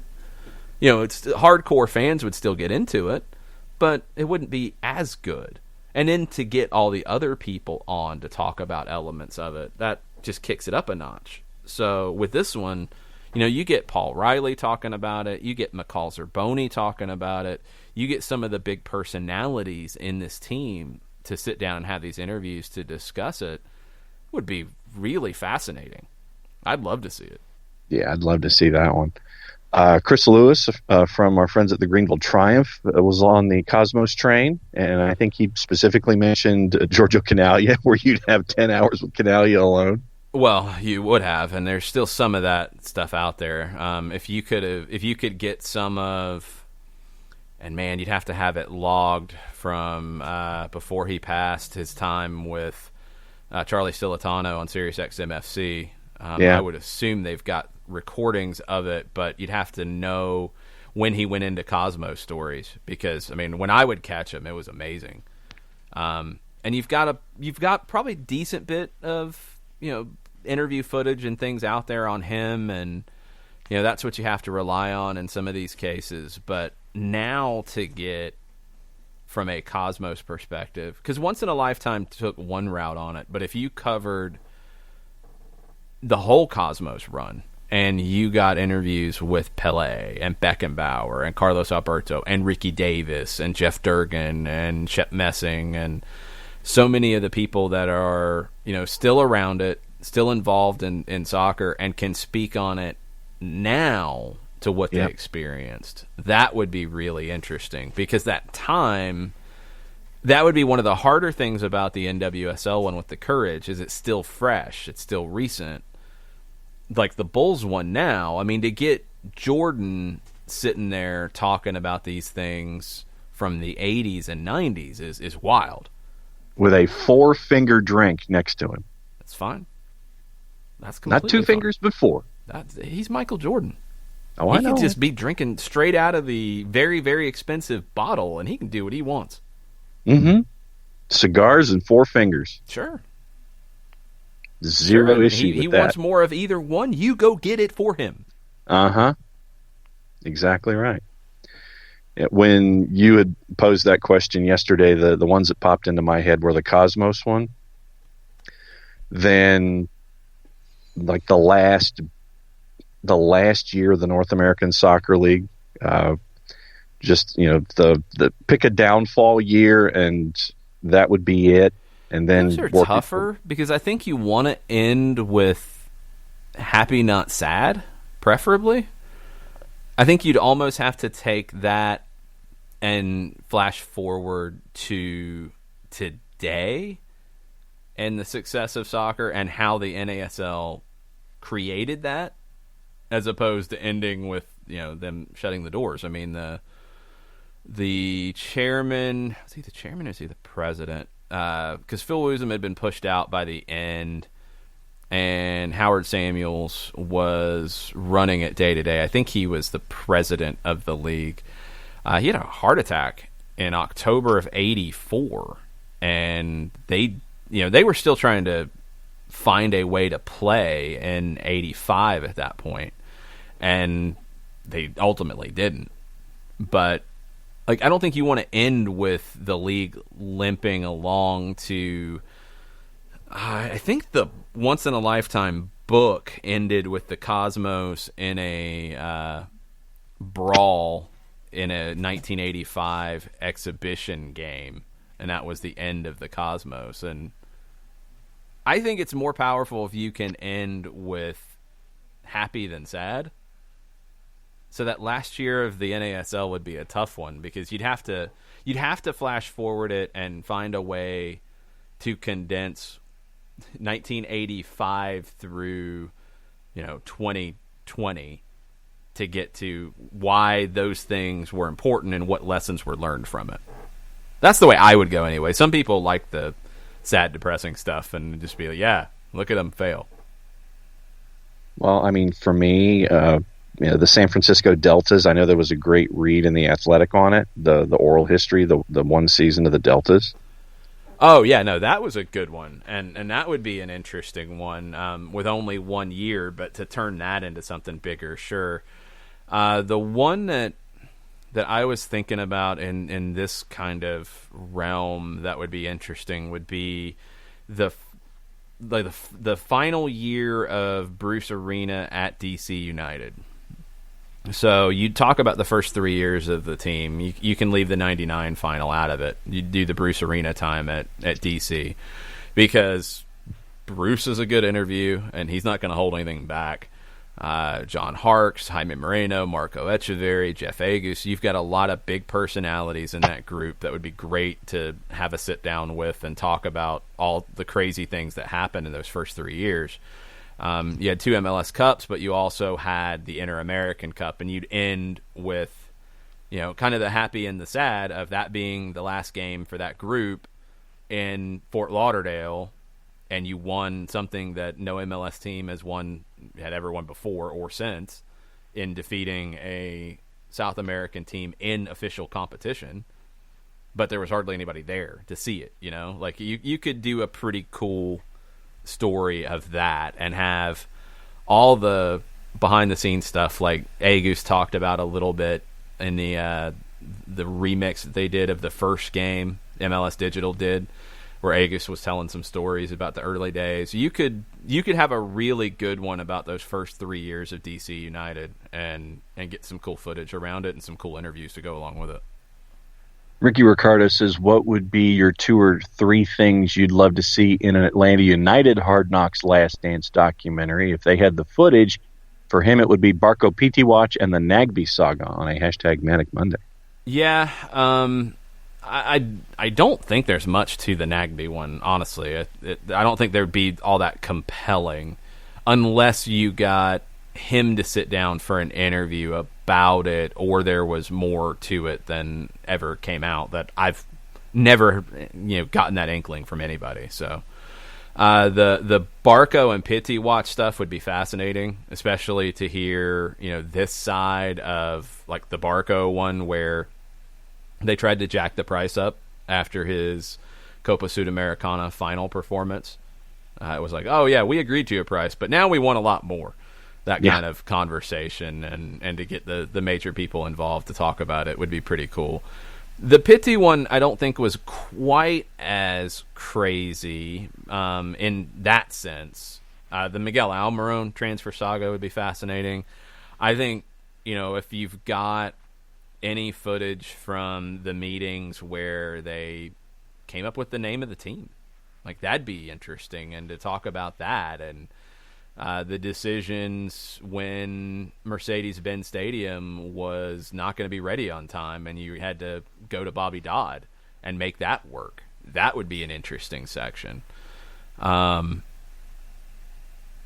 run to the playoffs in 2018 and the aftermath of the loss in Toronto and then the playoff run. And, if you could get Tata and maybe even some of the coaching staff and some of the players to talk about, in detail, because it's been talked about in interviews, but never in a format like this that would give it a lot of room to breathe, to talk about the decision to play in a very different way in the postseason and what the vibe and the mood was going to Yankee Stadium in the first game when nobody gave them a chance to win that.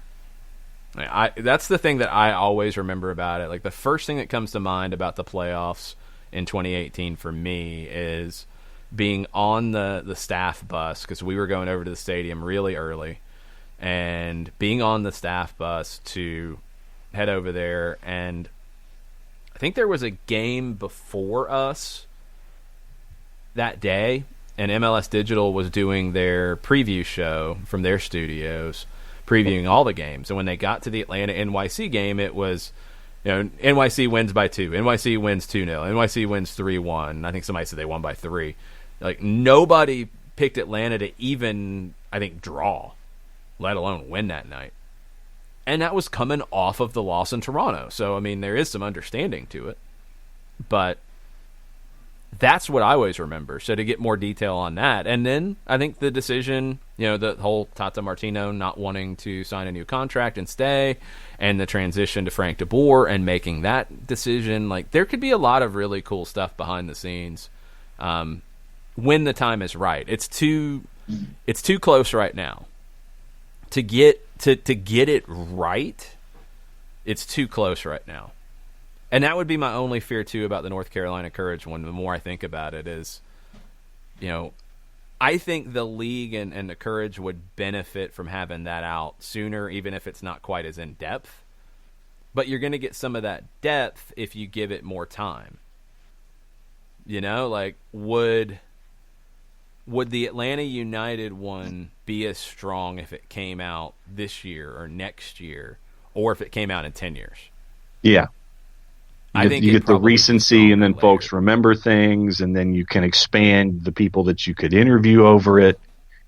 And, you could have former Arkansas resident and former Chicago resident, those kinds of things in addition to it.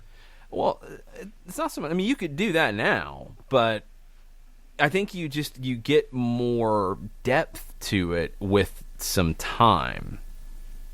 Like, you couldn't, like, right now, you couldn't go as in depth, and you wouldn't, because it wouldn't benefit you except to make a good piece of content, and that's not why you make some of these decisions.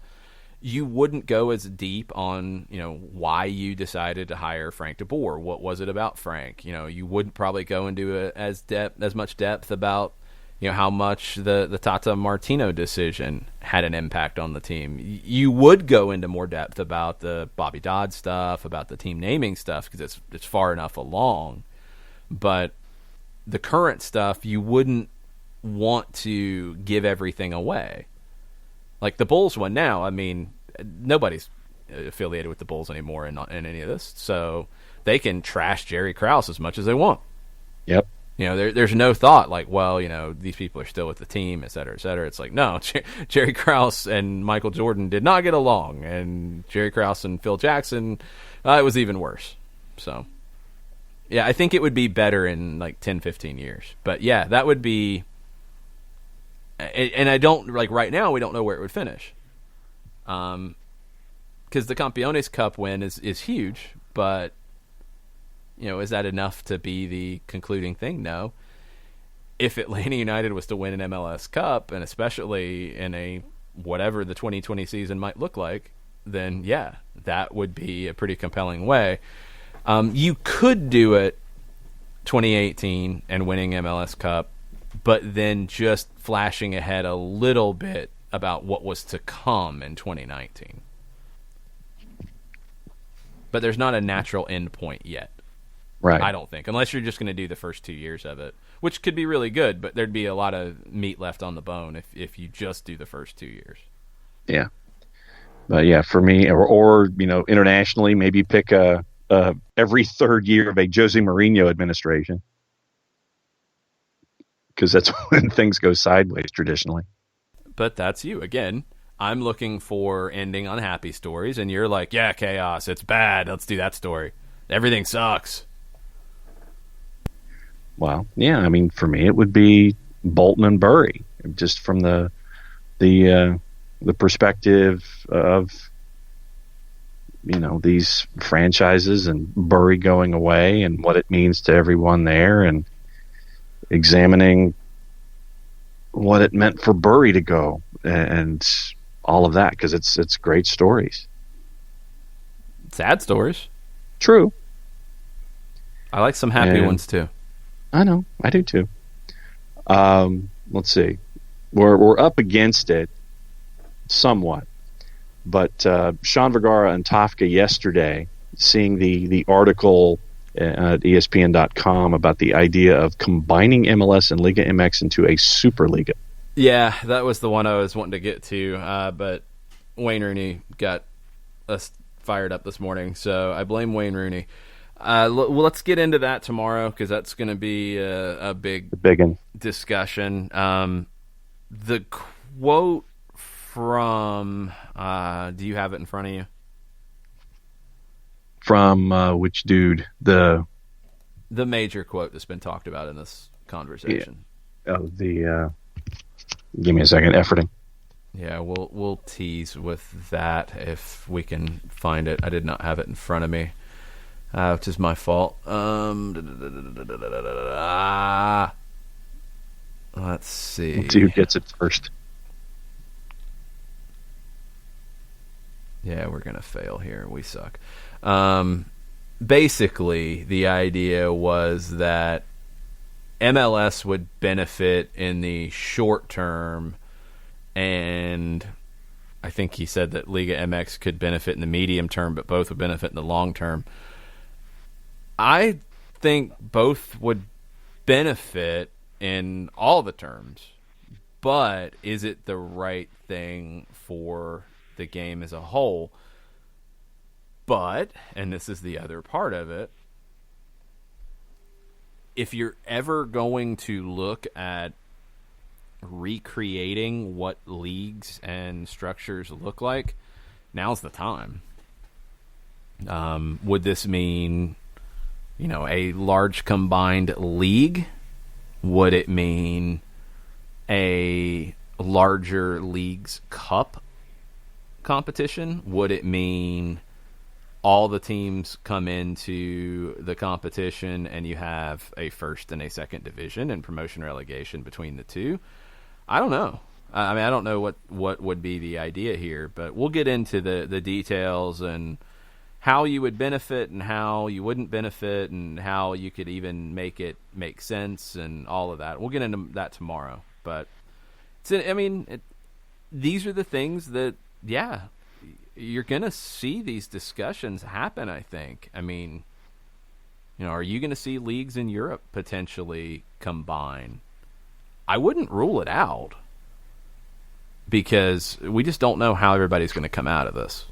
So we'll save that for tomorrow. So think about it. Think about if you were going to do it, why you would, how you would structure it. If you were going to combine MLS and Liga MX, why you wouldn't do it. And not just, you know, more than just well, that's not how it works. Like, why? What are the compelling reasons from a business perspective or from a sporting perspective, et cetera, as to why you would not go down that road? I do think that most people are on the same page that working together, MLS and Liga MX will both benefit. And working together can just mean partnering on things, Leagues Cup. It can mean a lot of different things. This would be a whole other way of working together. Mm-hmm. But if you think a league is not it, then what is it? Think about it and share it with us on Twitter, @SoccerDownHere. If you're listening to this later, think about it. We'll talk about it on tomorrow's show, along with any other news and innuendo and hypothetical situations and all of the different things in our soccer/sporting/ COVID-19 world these days. Yeah, and I think it's because I was trying to do the math last night and trying to figure out, okay, how could this work from a Liga MX perspective. I was looking at it from the Ascenso and how it could integrate and what it might be with USL Championship. So I was trying to figure out math and how it would work. But well, the Ascenso is not going to have teams get promoted to the first division for the next 5 years. Right. I don't think that factors in. And just having some kind of increased competition with USL Championship. But yeah, it was from Tom Marshall's article, Santos Laguna Atlas owner Alejandro Iraragorri. Yes, I could not remember which owner it was. Okay. High percentage of Mexican football's income comes from the USA, wrote Iraragorri. Their league, meaning MLS, has been growing in an ordered, slow, but consistent way in all senses, commercially, infrastructure, financial structure, diffusion, and on the field, end quote. It's probable that the possible creation of a North American Super League is best for MLS in the short term and for Liga MX in the medium term, but over the long term, it is best for both, and the potential to add value and create jobs is immense. Without doubt, it is an alternative that should be explored and analyzed, end quote. Now's the time. I mean, for those kinds of explorations and examinations, it's right now, because you're never going to have the opportunity like this to move in that direction. I don't think it's simple enough to do it quickly, but could there be ways to expand on this idea? We'll get into it. We'll get into it tomorrow. So thanks, everybody, for listening. Appreciate it. Send us your thoughts on this, anything else on your mind, on Twitter, @SoccerDownHere. We will have some evening programming this week. We will have a watch-along, and I think right now the odds-on pick is 1989 USA Trinidad and Tobago. Yes. Where the U.S. qualified for the World Cup for the first time in 40 years. So that will be it, either Tuesday or Thursday. We'll probably do a PM show as well. We're working on some other soccer files kind of content and other stuff. And we'll have a new website this week, too. I got a little sidetracked this weekend. I didn't get finished with it. Sorry. It's coming. So, lots of things in the SDH universe this week. Thanks for listening, and thanks for telling your friends. And we'll be back tomorrow. Mucha platio. Mucha platio.